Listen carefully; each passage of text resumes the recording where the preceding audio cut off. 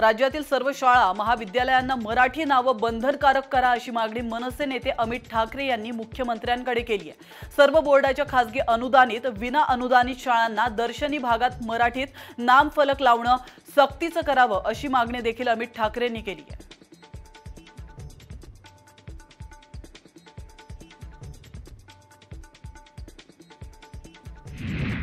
मुंबईकरांच्या सेवेत 238 AC local लवकरच दाखल होणार असल्याची घोषणा रेल्वे मंत्री अश्विनी वैष्णव आणि मुख्यमंत्री देवेंद्र फडणवीस यांनी केली आहे। संयुक्त पत्रकार परिषद घेऊन त्यांनी ही माहिती दिली आहे। तसंच त्यांनी महाराष्ट्रातील मंजुरी मिळालेल्या रेल्वे प्रकल्पांची ही माहिती यावेळी दिली आहे।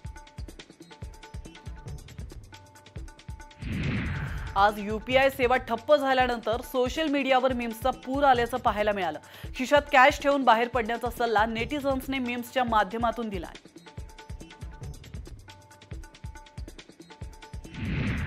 मालाडमध्ये स्पायडरमॅन प्रमाणे इमारतीवर चढून चोरी करणाऱ्या चोरट्याला पोलिसांनी 12 तासात अटक केली आहे। पोलिसांनी चोराकडून 36,40,000 रुपये किमतीचे सोन्याचे दागिने आणि हिरे जप्त केलेत। पोलिसांनी सापळा रचून जोगेश्वरी रेल्वे स्थानकातून आरोपीला अटक केली आहे, तर संतोष चौधरी असं अटक आरोपीचं नाव आहे। अमेरिकेच्या नॅशनल इंटेलिजन्सच्या संचालिका तुलसी गबार्ड यांनी ईव्हीएम मशीन हॅक करून निवडणुकीचा निकाल फिरवता येऊ शकतो असा दावा केलाय। त्यामुळे आता ईव्हीएम बाबत पुन्हा संभ्रम निर्माण झालाय। या दाव्यामुळे सत्ताधारी आणि विरोधकांमध्ये ईव्हीएमच्या मुद्द्यावरून पुन्हा वाद रंगण्याची चिन्ह आहेत।